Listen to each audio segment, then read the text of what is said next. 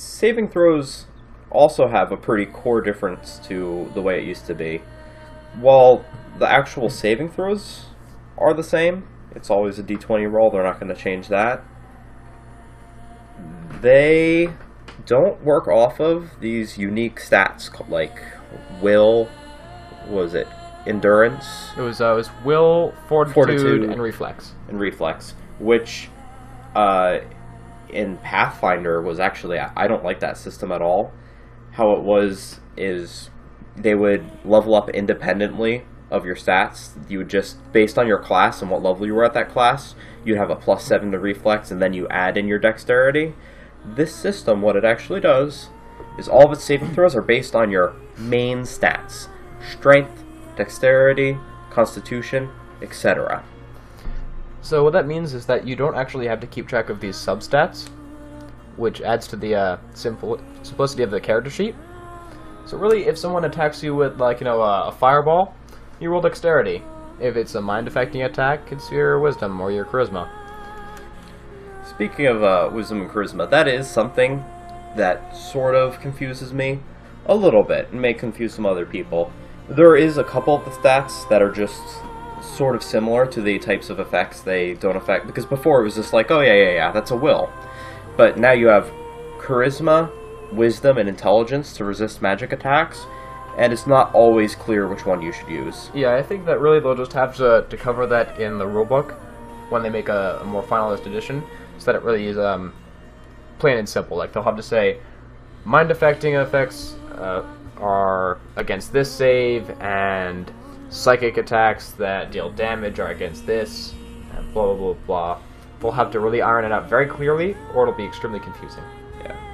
But overall, I really like this. It makes your stats that much more important than they used to be, whereas before it was like, oh, your class gives you these base defenses. Straight up, when you made your character, did you make your character nimble? Yes, no. No? Well, that fireball has a higher chance to hit you.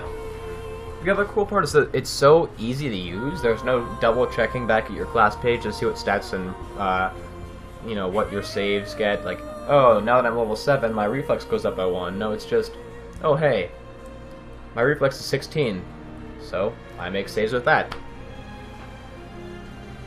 It's really an incredible system in its simplicity. Yeah, it's not even anything complex. They really just said, your saves are your stats. And it kind of worked out. They've been balancing around it pretty well as well. If you look at the system, they use a ton of different saving throws. It must take them, it must be hard to say, oh, look at all of our systems, they've always done this. But they specifically tested, and they were like, why did we add this along? Why did we have this back in the 70s? Do we need it? No. Let's throw it away.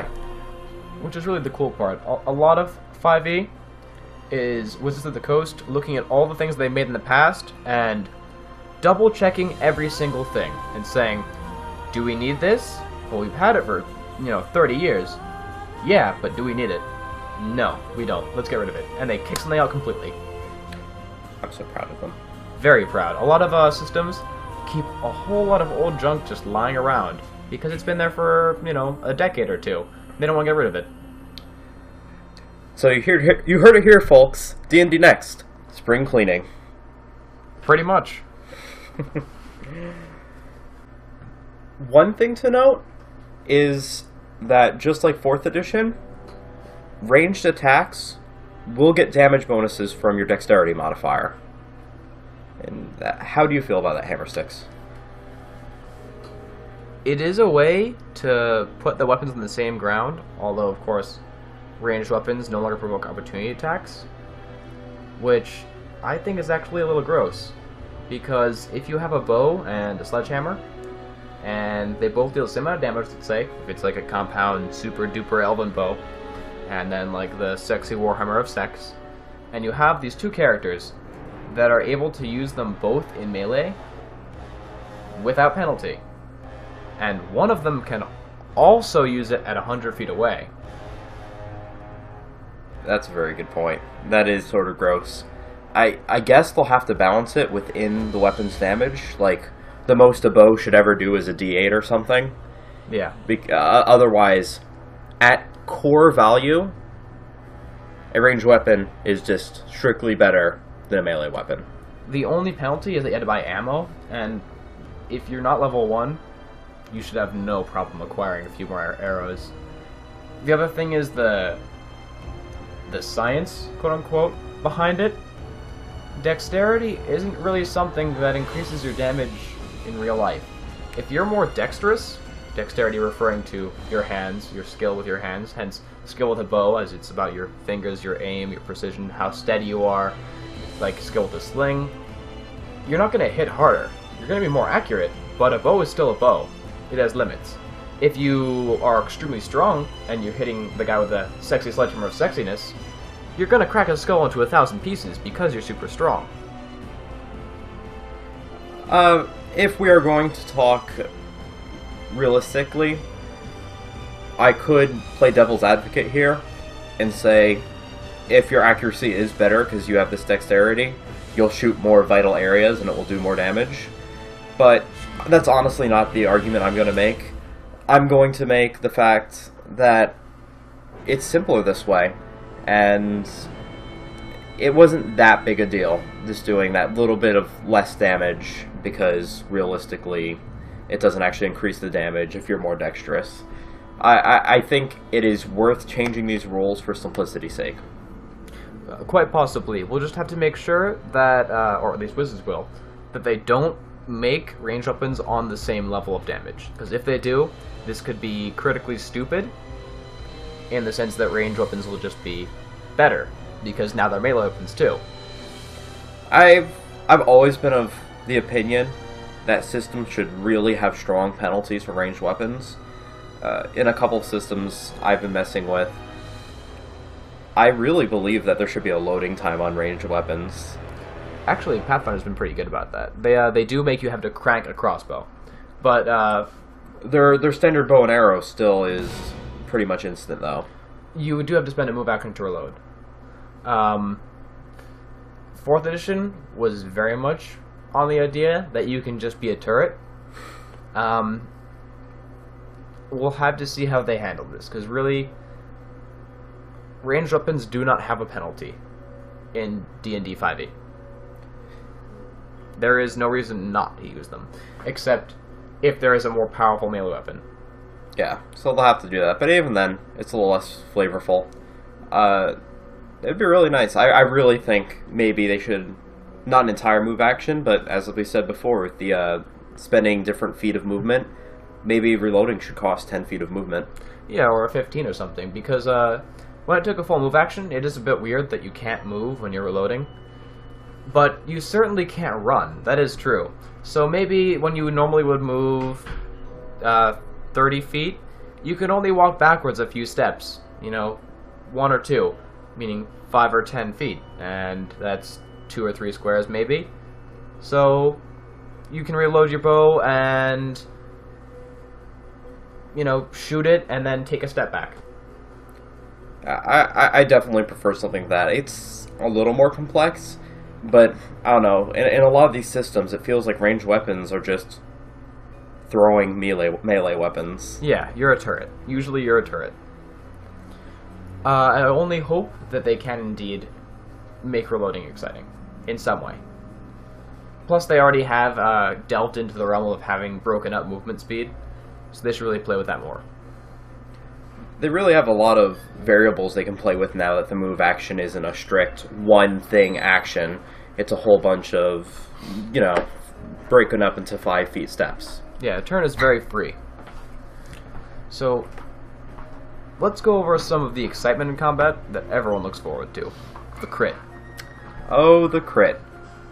I pretty much agree with this crit a whole bunch. Yeah, I adore this critical system. I've seen a lot of critical systems that are decent, but this is elegant, beautiful, satisfying in every way.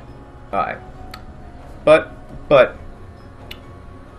you should always start with the things you don't like. So, the one thing about critical hits that I've noticed so far, doesn't say it quite here in the main rules. If you look at the items, critical hits only happen on a 20 without feats or whatever. Yeah, there is no critical hit range. All weapons actually kind of work the same. Which really disappoints me, because as we were just talking before about ranged weapons, just feel like melee weapons that you happen to throw.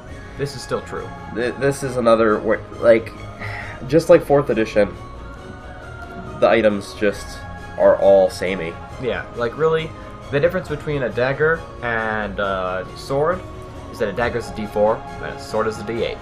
The dagger doesn't crit more, it's not more sneaky, maybe it's easier to hide, but in the middle of combat, one's a D4, one's a D8, and that's it. Which is really lame, so the only thing it really decides that is what you have proficiency in based on your class. You don't, as a player, you don't really have this meaningful decision. It's like, oh, I like using this weapon because, oh, it crits more, or this one does straight up more damage. You don't get to really define your playstyle through your weapon. Which is another cool thing that I think has actually drawn a lot of people away from D&D and to Pathfinder, is that Pathfinder has unique weapon abilities. So if you have maybe a whip, it doesn't deal lethal damage ever, so you can't actually kill someone with a whip, but you could trip them with a whip. And it has reach, and has a very low crit range, only on 20, because it's hard to critically hit someone with a whip. In D&D, they've recently had a lot of trouble making weapons different. I definitely agree with that. But now let's start talking about the good things about the critical hits. System simple, but it feels fun. So what it is, if you score a crit, which only happens if you roll a natural 20, you do maximum damage like in 4th edition, which is a very simple system and I like it. Often called the ghetto crit. The ghetto crit, yeah.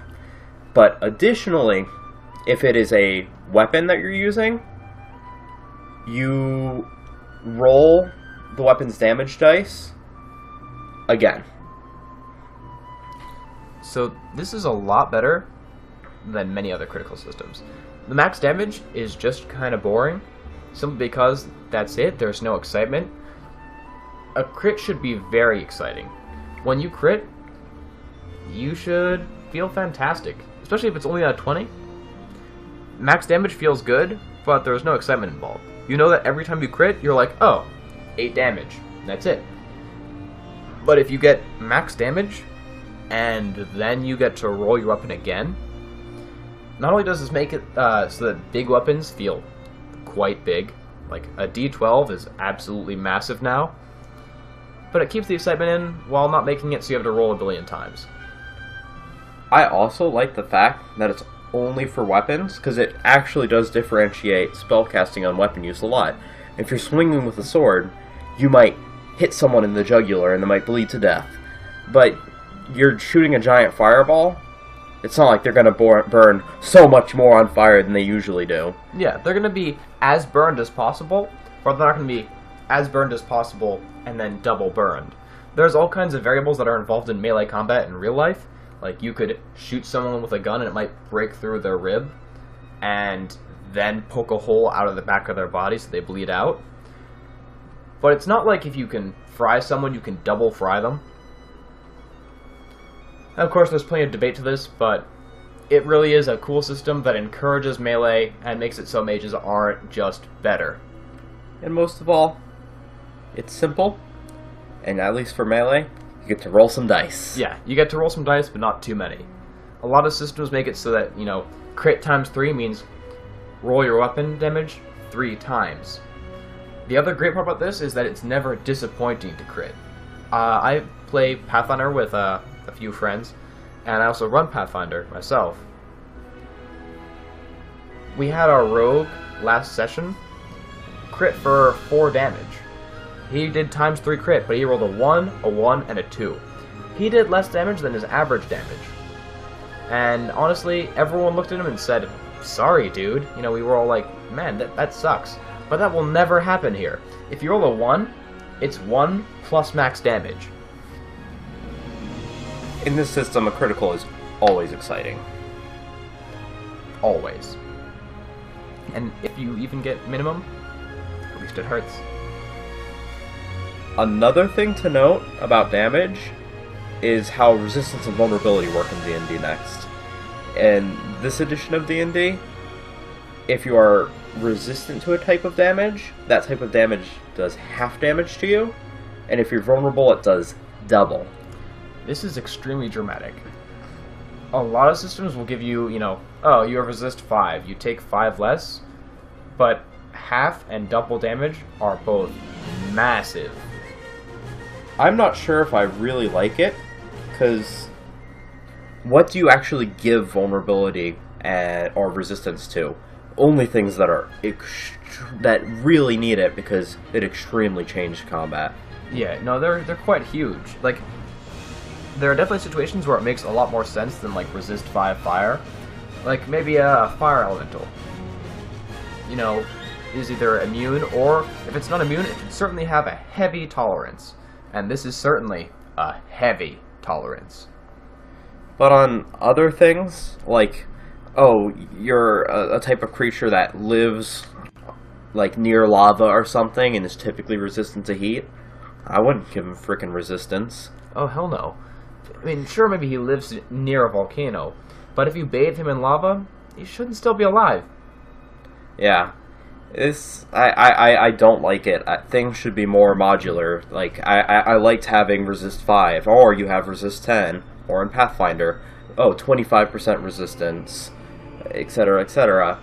This is, most of the time, you just don't want to use it because it's overdone. If a player gets access to damage resistance or vulnerability, oh my god.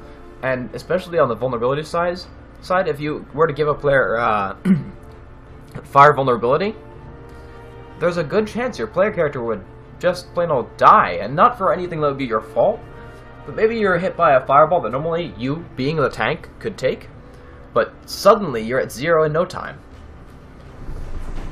Way too extreme. It's simple, and that is a good tenet of game design, but I think it needs more. It needs to be a more robust system, because just slapping a 50% or 200% on something just doesn't allow enough flexibility to the players or the DM.